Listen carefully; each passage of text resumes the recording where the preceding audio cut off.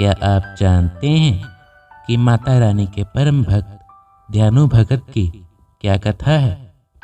ध्यानु भगत ने किस कारण से अपना शीश काटा था और इन सब बातों का मुगल सम्राट अकबर से क्या संबंध है? अगर आप ये कथा नहीं जानते तो आज हम आपको इसी कथा की जानकारी देने जा रहे हैं। जिन दिनों भारत में मुगल सम्राट अकबर का शासन था, उन्हीं दिनों की यह घटना है। नादौन ग्राम निवासी माता का एक सेवक 1000 यात्रियों सहित माता के दर्शनों के लिए जा रहा था। इतना बड़ा दल देखकर बादशाह के सिपाहियों ने चांदनी चौक दिल्ली में उन्हें रोक लिया और अकबर के दरबार में ले जाकर ध्यानु भगत को पेश किया। अकबर ने पूछा, तुम इतने आदमियों को साथ लेकर कहाँ जा रहे हो? ध्यानु भक्त ने हाथ जोड़कर उत्तर दिया, मैं माँ ज्वाला माई के दर्शन के लिए जा रहा हूँ। मेरे साथ जो लोग हैं वे भी माता के भक्त हैं और यात्रा पर जा रहे हैं। अकबर ने यह सुनकर कहा, ये ज्वाला माई कौन है और वहां जाने से क्या होगा? ध्यानु भक्त ने उत्तर दिया, महाराज, ज्वाला माई संसार की रचना एवं पालन करने वाली माता हैं। वे भक्तों की सच्चे हृदय से की गई प्रार्थना स्वीकार करती हैं तथा उनकी सब मनोकामनाएं पूर्ण करती हैं। उनका प्रताप ऐसा है कि उनके स्थान पर बिना तेल और बत्ती के ज्योति जलती रहती है। हम लोग प्रतिवर्ष उनके दर्शन करने जाते हैं। अकबर बोले, तुम्हारी ज्वाला माई इतनी ताकतवर हैं, इसका यकीन हमें किस तरह आएगा?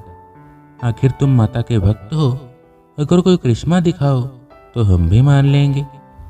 ध्यानु ने नम्रता से उत्तर दिया, श्रीमान, मैं तो माता का एक तुच्छ सेवक हूँ, मैं भला क्या चमत्कार दिखा सकता हूँ? अकबर ने कहा, अगर तुम्हारी बंदगी पाक एवं सच्ची है तो देवी माता जरूर तुम्हारी इज्जत रखेगी। अगर वह तुम्हारे जैसे भक्तों का ख्याल ना रखे तो फिर तुम्हारी इबादत का क्या फायदा? या तो वह देवी ही यकीन के काबिल नहीं है या तुम्हारी इबादत ही झूठी है। इम्तिहान के लिए हम तुम्हारे घोड़े की गर्दन अलग किए देते हैं। तुम अपनी देवी से कहकर उसे दोबारा जिंदा करवा लेना। इस प्रकार घोड़े की गर्दन काट दी गई। ध्यानु भक्त ने कोई उपाय ना देकर बादशाह से 1 माह की अवधि तक घोड़े के सर व धड़ को सुरक्षित रखने की प्रार्थना की।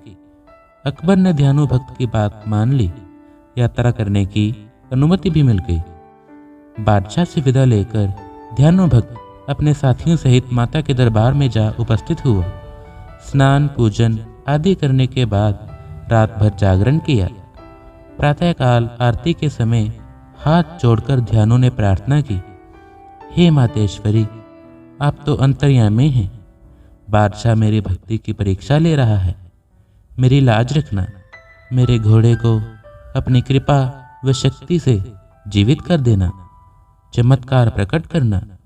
अपने सेवक को कृतार्थ करना। यदि आप मेरी प्रार्थना स्वीकार नहीं करेंगी तो मैं भी अपना सर काटकर आपके चरणों में अर्पित कर दूंगा, क्योंकि लज्जित होकर जीने से मर जाना अधिक अच्छा है। यह मेरी प्रतिज्ञा है। कृपया आप उत्तर दें। कुछ समय तक मौन रहा, कोई उत्तर ना मिला। इसके पश्चात भक्त ने तलवार से अपना शीश काटकर देवी को भेंट कर दिया। उसी समय साक्षात ज्वाला माई प्रकट हुई और ध्यानु भक्त का सर धड़ से जुड़ गया। भक्त जीवित हो उठा। माता ने भक्त से कहा, दिल्ली में घोड़े का सर भी धड़ से जुड़ गया है। चिंता छोड़कर दिल्ली पहुंचो।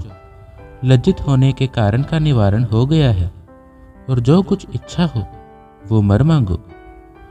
ध्यानु भक्त ने माता के चरणों में शीश झुकाकर प्रणाम कर निवेदन किया, हे जगदम्बे, आप सर्वशक्तिमान हैं। हम मनुष्य अज्ञानी हैं, भक्ति की विधि भी नहीं जानते। फिर भी विनती करता हूँ कि जगत माता, आप अपने भक्तों की इतनी कठिन परीक्षा ना लिया करें। प्रत्येक संसारी भक्त आपको शीश भेंट नहीं दे सकता। कृपा करके हे मातेश्वरी, किसी साधारण भेंट से ही अपने भक्तों की मनोकामनाएं पूर्ण किया करो। माता ने कहा, तथास्तु। अब से मैं शीश के स्थान पर केवल नारियल की भेंट व सच्चे हृदय से की गई प्रार्थना द्वारा मनोकामना पूर्ण करूंगी। यह कहकर माता अंतर ध्यान हो गई। इधर तो यह घटना घटी, उधर दिल्ली में जब मृत घोड़े का सर व धड़ माता की कृपा से अपने आप जुड़ गए और वो जीवित हो उठा तो सब दरबारियों सहित बादशाह अकबर आश्चर्य में डूब गए। बादशाह ने अपने सिपाहियों को ज्वालाजी भेजा। सिपाहियों ने वापस आकर अकबर को सूचना दी कि वहां जमीन से आग की लपटें निकल रही हैं। शायद उन्हीं की ताकत से यह करिश्मा हुआ है। अगर आप हुक्म दें तो इन्हें बंद करवा दें। इस तरह हिंदुओं की इबादत की जगह ही खत्म हो जाएगी। अकबर ने स्वीकृति दे दी, परंतु कुछ इतिहासकारों का मानना है कि अकबर की स्वीकृति के बिना ही शाही सिपाहियों ने ऐसा किया था। कहा जाता है कि शाही सिपाहियों ने सर्वप्रथम माता के पवित्र ज्योति के ऊपर लोहे की मोटे मोटे तवे रखवा दिए, परंतु दिव्य ज्योति तवे फाड़कर ऊपर निकल आई। इसके पश्चात एक नहर का बहाव उस ओर मोड़ दिया गया, जिससे नहर का पानी निरंतर ज्योति के ऊपर गिरता रहे। फिर भी ज्योतियों का जलना बंद न हुआ। शाही सिपाहियों ने अकबर को सूचना दी, ज्योतियों का जलना बंद नहीं हो सकता, हमारी सारी कोशिशें नाकाम हो गई। आप जो मुनासिब हो वह करें। यह समाचार पाकर बादशाह अकबर ने दरबार के विद्वानों से परामर्श किया। विद्वानों ने विचार करके कहा कि आप स्वयं जाकर देवी चमत्कार देखें तथा नियमानुसार भेंट आदि चढ़ाकर देवी माता को प्रसन्न करें। अकबर ने विद्वानों की बात मान ली। 1.25 मन पक्का सोने का भव्य छत्र तैयार हुआ। फिर वह छत्र अपने कंधे पर रखकर नंगे पैरों से ज्वालाजी पहुंचे और दिव्य ज्योति के दर्शन किए। मस्तक श्रद्धा से झुक गया।